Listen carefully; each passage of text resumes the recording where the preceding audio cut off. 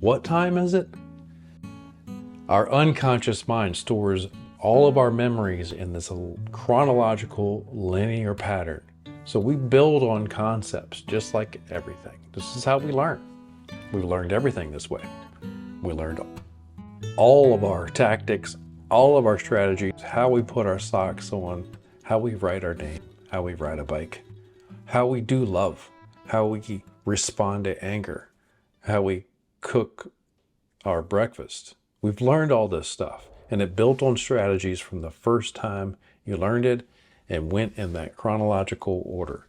Not just all of our strategies of how we cook an egg, but like I said, how we respond to different emotional situations in life too.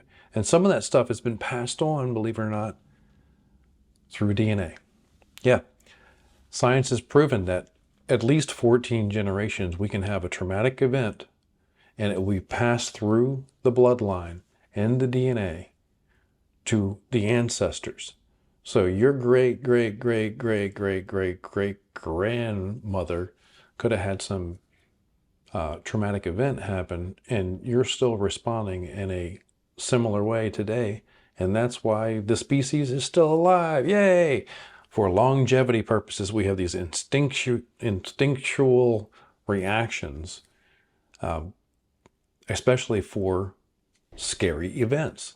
You know, we don't have saber-toothed tigers roaming the earth so much anymore, but it doesn't matter. Our ancestors had that built into their own reactions so that they could pass on without communication right through the timeline right to today, so we can save ourselves in an unconscious way when needed. Now that's great for big life-threatening events. The funny thing about humans is that we have this big part of our brain, that frontal cortex, where we get to make up stories about stuff and read it wrong a lot of times. We get to generalize and distort things and delete things to where we're maybe in now, but we're anxious about what's going to happen in the future. So we're making up stories about memories we haven't had yet. We're literally making up memories that we haven't had yet. What is that? Or sometimes we have real memories, but we're perceiving them in a funny way because of when it was stored as a reaction. We were in real time, and we were looking through our eyes, we were in our body, and we reacted that way. Now, if we want to clean any of that up and learn something from it and release some old stuff, like any negative emotions or any limiting beliefs about yourself, then we want to go back to those original times and those original memories and gain a different perspective, meaning look at it from a different angle and ask some really powerful questions and get some good lessons out of it, and replace that reaction with a new, healthier, empowering response. You're wiser than that. You can update this stuff. This is what we call PTSD nowadays. Post-traumatic stress disorder is when that trauma happened and you're reacting way later due to some trigger, some generalized trigger. Your subconscious goes, that looks similar, react again. And then we have that same response. It's reprogrammable. I'm here to say it. That's what this stuff does. Time techniques. Now, originally, this whole concept of that storing our memories in this linear timeline came from William James, a book around 1890, Principles in Psychology, where he talked about this, that we stored our memories in this chronological kind of way. And it was all unconscious. They knew about the unconscious back then, and we know a lot more nowadays, and we have a lot bigger toolkits that we can get some quick change to happen, quick and permanent change. Empowering permanent change. You ready for it? That's what this stuff does. Not to mention just cleaning up the stuff from the past and helping us resolve some anxieties over the future. This can address a lot of deep emotions. We all have emotions. If you've seen some other videos, we talk about this a lot, the mind and body connection, especially with kinesiology. We know you have all these emotions because you own the organs and the muscles that are connected to the same circuitry. This is part of human, you know, that's the dilemma that we have to go through in life, is how do we control our emotions and get what we want so we feel fulfilled? Well, we can't hang out in the past. If we live in now, we can't hang out in the future. How do we get our blessings? We need to be present to get our presents, right? So we do better to be in now to feel present. When was the last time you really felt present? Like there was no anxiety, no stress over what was going to happen, and you felt really good about what has already happened. It's hard to say that sometimes, isn't it? Hard to say, man, I really love my past, all the shit that I went through. Because I've been through some shit. But if I hadn't gone through that stuff, I wouldn't have turned, and almost like my spirit was trying to course correct to get back on track to what the real big purpose was for this lifetime. And I think part of it for me is right here on this video to show you guys this stuff. So this is what we're talking about. And in our trainings, we talk about time techniques where we actually use some good verbal skills, visualization skills, and conscious hypnotherapy phrases and questioning to address a lot of this stuff. And it's so empowering because I could never find that info. The person finds the info. I'm just coaching them through the session, and the person finds their own memory and their own lesson from it, just from those powerful questions. And when that happens, the light bulbs go off, and it's breakthrough time. It really is. So like I said, back in 1890, this concept began. And then Fritz Perls, another great character along the lines of developing this stuff, came along and really put that tie together. And this all came into a package called Gestalt psychotherapy. So Gestalt thinks of it like this. Same thing with this. We think in packages. First time you ever, maybe ride a bike, learning to walk, tie your shoe, whatever it is, the first time you do it, there is no concept. Someone shows you it, you see it for the first time, you do it once, you make a wire in the brain. I think it was like a little file cabinet. You made your file cabinet for that one concept. And it was documented at that time, on that date. When you learn the thing, here's the brand new wire. Then you come back the next day, you'll learn a little bit more about it. You go back to the same file cabinet, you add a next file, some more wires. Now you're starting to get the concept here. Now, puts the date on it, and it's the very next day. A month later, you come back and you do it again. You already have a reference file. You've already learned some of the base information. Now you're building on top of that. This is how we learn everything. This is how trauma gets stored for a long time. This is how we address a lot of our stuff. This is how our beliefs can feel very limiting and disempowering sometimes when we get stuck in patterns like this and don't learn the new lesson and literally upgrade our life. So what are you using out there? Drop me a comment down below if you're using some other tool or something similar to get some good change to happen for yourself or your clients or somebody you know.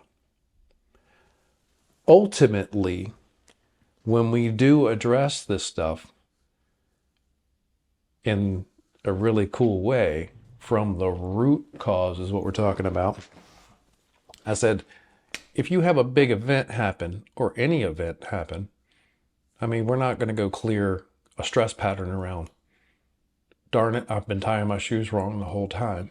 Let's go back to the original time I learned how to tie my shoes. That might not be a big life-changing event, but it could be for somebody, I don't know.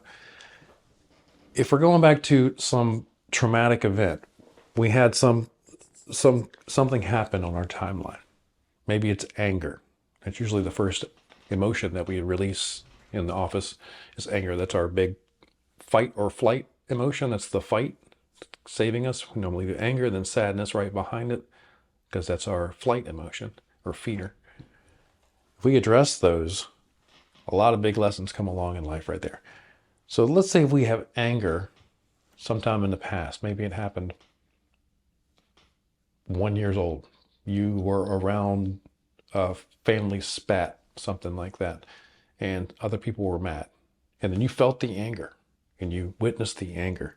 Well, at that point in your life, you're pretty much an unconscious mind with no choices. That I don't want to believe that. So you see the thing, you record it as the first time. This is how you do anger. Life goes on. That's 1 year old. 8 years old. You get mad. You remember back at 1 year old, those family members in this context acted this way. This is how you do anger. You play the file anger and you do the anger. And it worked. It did work. It got you your toy back. You got your toy back. Yeah. You got anger. All right. So that was 8 years old. Now we go along in life. 15 years old. Your girlfriend breaks up with you or something. I don't know. 15 years old. You get really mad. You try to do the same anger strategy, the only one that you know, to try to get your toy back. It does not work out so well for you this time. It's starting to get a big snowball effect where it's inappropriate anger and strategy built around that anger that's really not getting the result you've been looking for.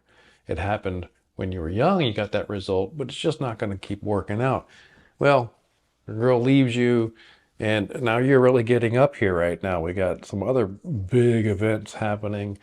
Maybe you're not doing so hot at your job or something like that, and you almost get fired and you blow up with the same strategy, and now you're really on the edge of it.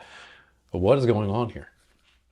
We need to clean that stuff up. You're getting triggered from something in a general way and trying to play strategy from 1 year old and you're a grown adult. Doesn't work too good. If we go back and change how that strategy works, then this magically starts to address itself with new empowering lessons. So that's just one example of how we do it for past events. What if we had a future thing? What if you got something out on the calendar that it's real, it's on the calendar, you got to do it, but you start making up stories right now about how it's a big deal.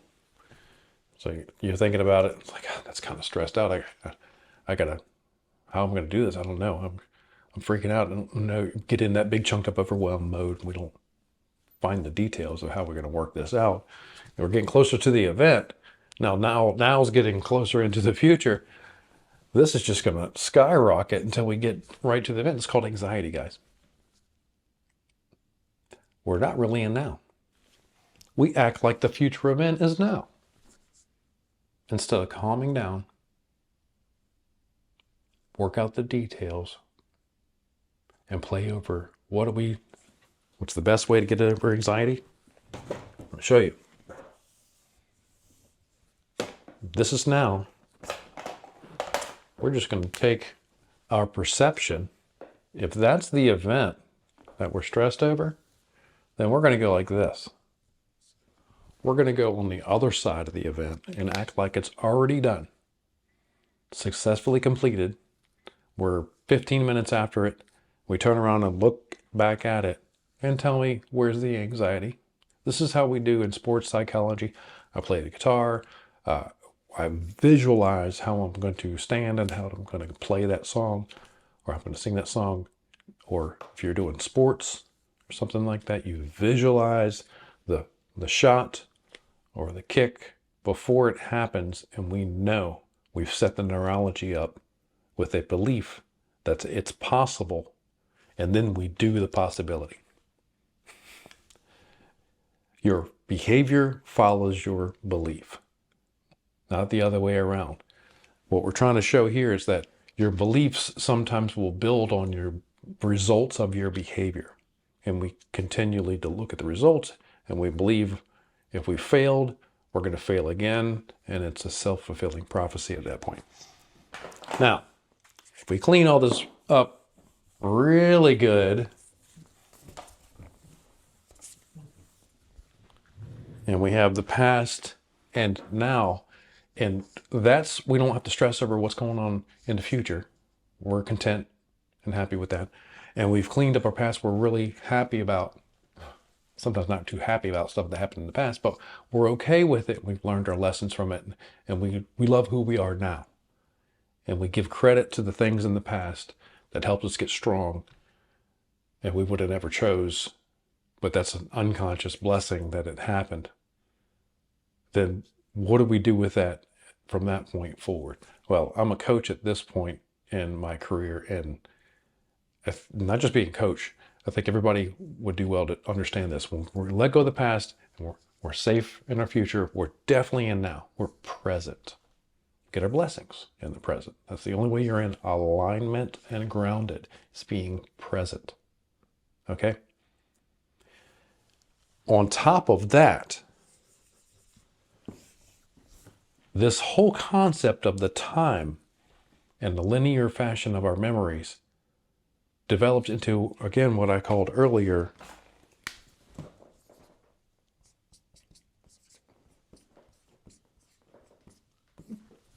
Gestalt therapy. So this comes down to the similar concept of the 0 point right there.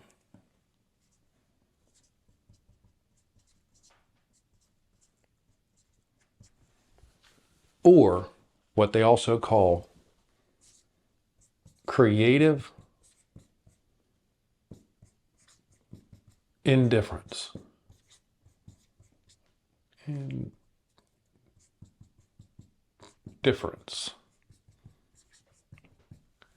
Basically, non-bias. So if this is order,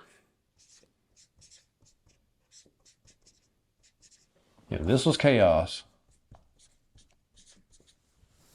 and we stay right here in now at that 0 point, this is our place of non-bias outcome. So being a good coach, we can literally understand both sides of the picture, and it doesn't matter to us. It's what's for the highest good for the other person. If it's for yourself, that's the same thing as a blessing and letting God have the issue, is being present, taking responsibility for our actions, but knowing that the outcome, we need to have a non-biased detachment to it, because it's going to come on one side or the other. But if we can stay in that center balancing point where they're both balanced on both sides, chaos and order, we'll understand that's how politics works, and that's how conflict resolutions work and things like that. We might see chaos on one side and order on the other, or left or right, or Republican or Democrat, or Dallas Cowboys and I don't know, whatever football team. It doesn't matter what side you feel like you're on in the argument. There's always going to be that 0 point, or that creative indifference point, where you get to see that non-bias issue for yourself and others. It's a very comfortable place to be. Man, then you get the discernment that comes along with that understanding. You get to choose what you want to believe from that point forward. And you know that a lot of it's based on unconscious old stuff too, but the more that's worked on and cleaned up, the clarity and empowerment keeps growing. Well, I hope that helps. If you got any questions about how you store memories in a timeline and how to work with this centering point, we'd love to work with you. There's some links down below. Feel free to share the video. Drop a question or a comment if you got any questions or comments around the video. Or if you like more info about this stuff, maybe I'll shoot another one for you guys. All right, stay healthy out there, creative and centered. See you next time.